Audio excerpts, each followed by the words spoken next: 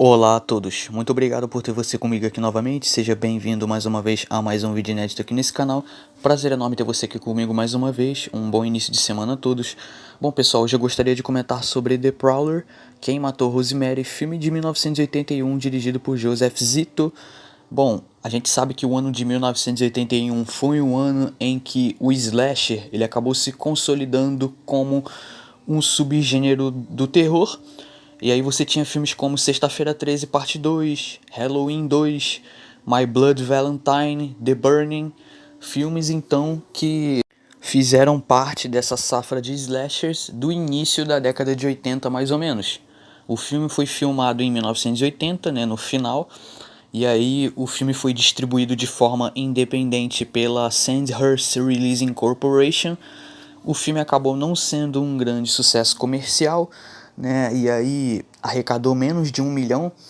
E em alguns territórios internacionais o filme foi lançado com um título alternativo, Rosemary's Killer, em uma versão que cortou muitas das cenas de assassinato mais gráficas, Embora na época o longa tenha recebido críticas mistas, The Prowler acabou desenvolvendo um culto de fãs, nos anos seguintes do seu lançamento, com elogios direcionados à violência crua, que é um dos pontos altos para muitos do filme, bem ousado nessa questão do gore, da violência, e apresentam efeitos especiais impecáveis do mestre Tom Savini, que também é um dos trunfos desse filme. Certamente a equipe acertou em cheio ao apostar no talento de Tom Savini, e essa parceria entre o Joseph Zito e o Tom Savini viria a dar certo novamente mais tarde na própria franquia Sexta-feira 13 com Sexta-feira 13 Parte 4, na qual já publiquei uma análise aqui no canal.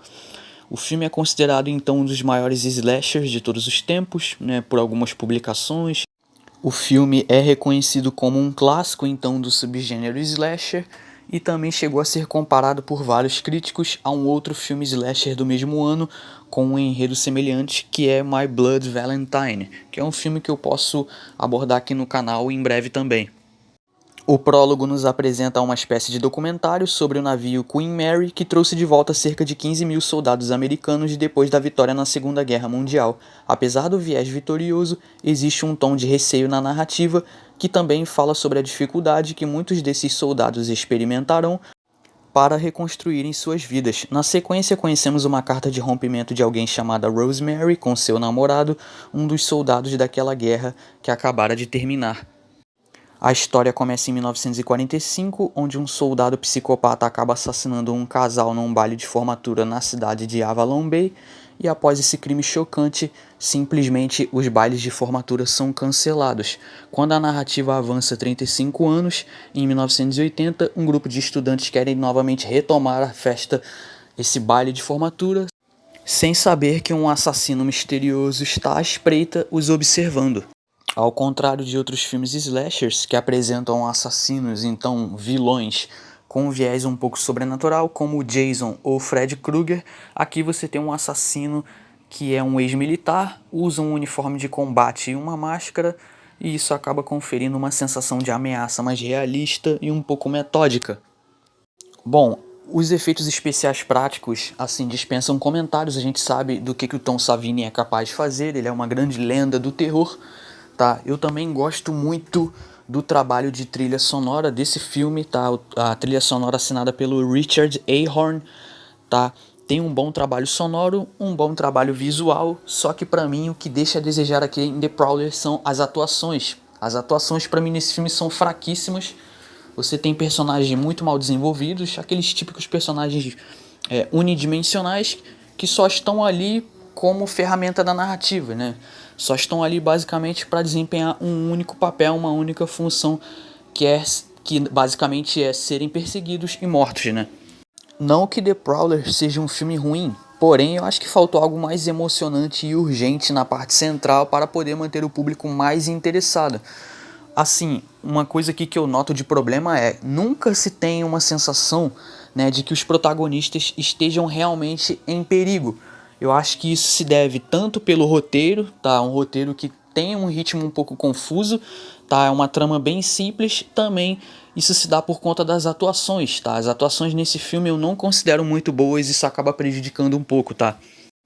Bom, você até tem algumas cenas legais de perseguição, né, que são propostas aqui, só que elas acabam culminando, né, em algo sem sentido, né, acaba não dando em nada no final das contas, né.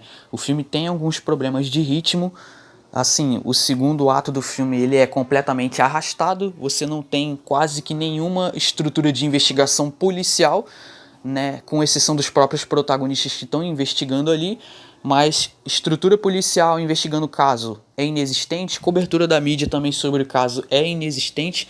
Como eu falei, em nenhum momento da história, né, você tem a sensação de que os personagens estão vulneráveis ou que eles estão realmente em perigo. Tá, e como eu falei, isso se deve por conta das atuações que são fracas, também por conta de algumas decisões do roteiro que não ajudam, tá? Mas se por outro lado o filme acaba pecando em questão narrativa e desenvolvimento de personagem, o filme até que é bem ousado ao entregar algumas mortes legais, brutais, dando destaque aos efeitos especiais de Tom Savini, também tem um bom trabalho sonoro, tenho que ressaltar isso. Em alguns momentos aqui no filme, Joseph Zito acaba colocando o espectador, né, na perspectiva do assassino, utilizando a câmera em primeira pessoa. A identidade do assassino é mantida sob mistério até um determinado momento do filme. E aí chega um momento em que é revelado, acaba sendo revelado quem é o assassino, só que essa revelação acaba não tendo peso algum, porque esse personagem ele quase não é discutido sobre o filme, né? Quase não é falado nada sobre esse personagem.